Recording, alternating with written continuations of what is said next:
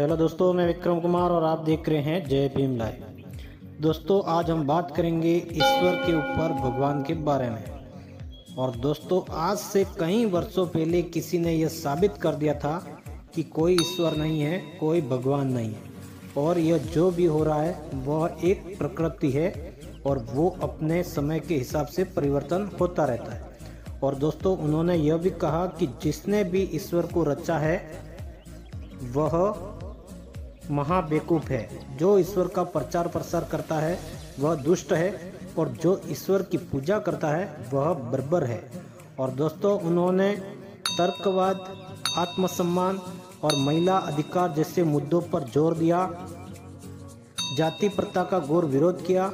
तो दोस्तों, आज मैं एक ऐसा वीडियो लेकर आया हूं कि इस वीडियो में उस महामानव के बारे में, उस महापुरुष के बारे में बताने जा रहा हूं जो 18वीं शताब्दी में ईश्वर से ही टकराकर उन्हें यह सिद्ध कर दिया कि इस धरती पर कोई भगवान नहीं है, कोई ईश्वर नहीं है। और उन्होंने ईश्वर से 15 सवाल पूछ लिया जिसका जवाब किसी के पास आज तक नहीं मिला है। और दोस्तों, अगर कोई भगवान होता तो दलितों का, पीड़ितों का, शोषितों का उद्धार क्यों नहीं किया, कर देता वो कभी से। और दोस्तों, उस महापुरुष के द्वारा पूछे गए 15 सवाल भी मैं आज की इस वीडियो में बताऊंगा, और उन्होंने कौन कौन से सवाल पूछे थे, और एक आम बालक से एक महापुरुष बनने तक की एक छोटी सी कहानी आपको बताऊंगा।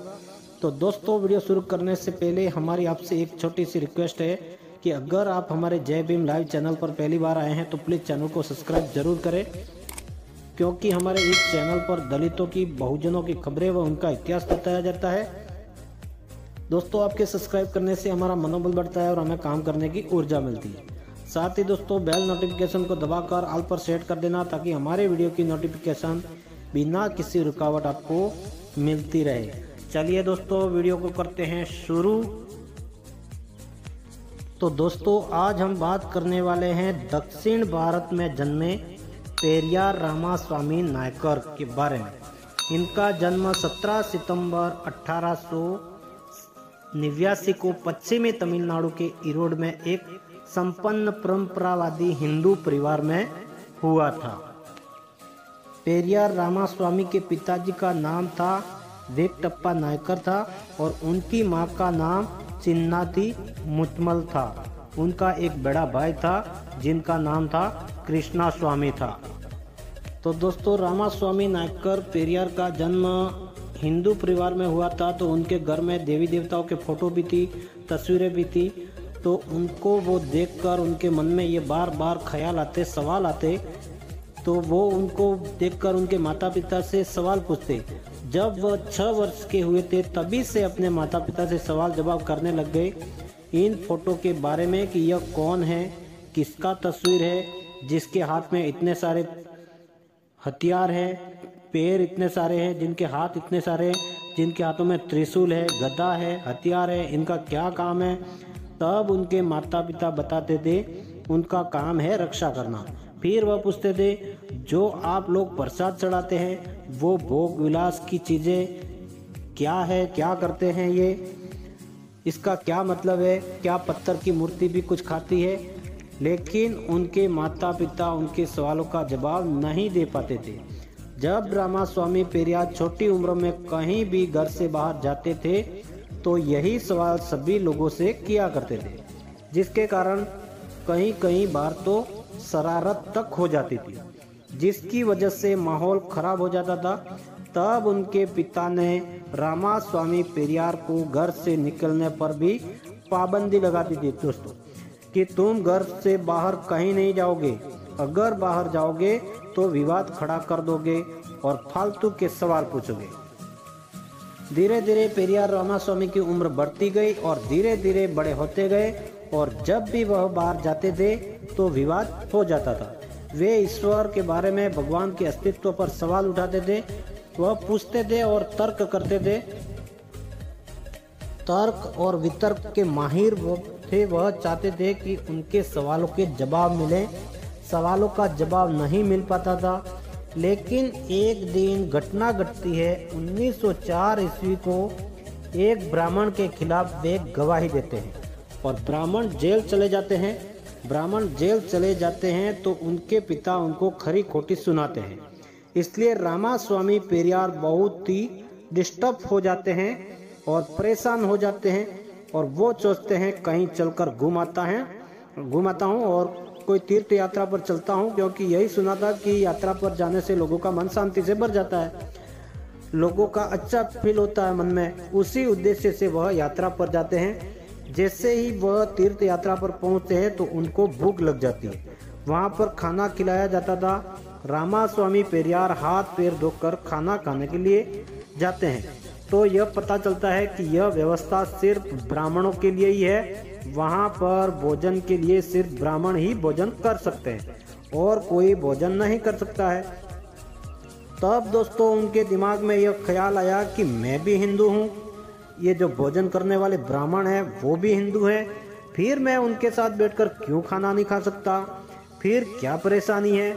जब दोनों हिंदू हैं तो फिर समस्या किस बात की है?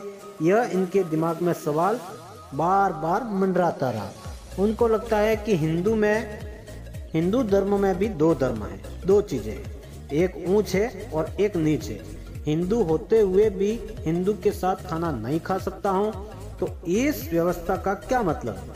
और उसके बाद वह वापस आते हैं दोस्तों, जो भी हिंदू देवी देवता होते हैं उनके खिलाफ आंदोलन शुरू कर देते हैं और सवाल की जड़ी लगा देते हैं और सवाल पूछना शुरू कर देते हैं। हिंदू देवी देवताओं की फोटो को जलाना, फूकना, फाड़ना शुरू कर देते हैं और फिर पीटना भी शुरू कर देते हैं और बाजारों में जमकर जाकर जो मूर्तियां होती है उनको भी पीट कर कहते हैं कि पत्थर की मूर्तियां मेरा कुछ नहीं बिगाड़ सकती, इन मूर्तियों का कोई मतलब नहीं है, इसका कोई अस्तित्व नहीं है। इसके बाद पेरियार नायकर स्वामी ने एक चच्ची रामायण लिखी और उस समय जितनी भी रामायण लिखी गई थी, जितनी भी भाषाओं में लिखी गई थी, सभी रामायणों को बारीकी से एक एक करके पेरियार रामास्वामी ने पढ़कर एक एक शब्द को समझते हुए, उसका अध्ययन करते हुए, उसका तार्किक जवाब देते हुए, यानी कि भारत में जितनी रामायण थी सभी रामायण का भंडा फोड़ दिया और अपनी रामायण चच्ची रामायण लिखते हैं। दोस्तों चच्ची रामायण ब्राह्मणों के कहने पर हाईकोर्ट ने जब्त कर ली जाती है। बाद में आगे चल करके ललई सिंह यादव जी ने मुकदमा लड़ा और मुकदमा जीतकर हाईकोर्ट से जब्त रामायण वापस ले लिया और वही चच्ची रामायण मार्केट में अभी मिल रही है। साथियों अब सबको चच्ची रामायण की किताब चाहिए तो मिल सकती है बाजारों में। साथियों दक्षिण भारत के पेरियार रामास्वामी नायकर की जितनी भी मूर्तियां बनी हैं उन मूर्ति के नीचे लिखा गया है, ईश्वर को मानने वाला मूर्ख होता है। ईश्वर नहीं है, ईश्वर बिल्कुल नहीं है। जिसने भी ईश्वर को रचा है वह महाबेवकूफ है। जो ईश्वर का प्रचार प्रसार करता है वह दुष्ट है और जो ईश्वर की पूजा करता है वह बर्बर है। यह चस नायकर रामास्वामी पेरियार ने कहा था, इसलिए उनकी मूर्ति के नीचे लिखा गया है। साथ ही उनके द्वारा पूछे गए 15 सवाल भी इनकी मूर्ति के नीचे लिखा गया है, जिसको लेकर के तथाकथित ने मद्रास हाईकोर्ट में याचिका दायर की गई थी इनके खिलाफ कि जो मूर्तियों के नीचे लिखा गया है इससे धार्मिक भावना आहत होती है। उसके बाद मद्रास हाईकोर्ट ने याचिका को खारिज करते हुए कहा कि रामास्वामी पेरियार जो कहते थे वे सत्य थे, उनके द्वारा कहे गए शब्दों को मूर्तियों के नीचे लिखवाना गलत नहीं है। उनके 15 सवाल इस प्रकार थे दोस्तों। तो पहला सवाल, क्या तुम कायर हो? उनका जो 15 सवाल था भगवान से, ईश्वर से, वो ये 15 सवाल है।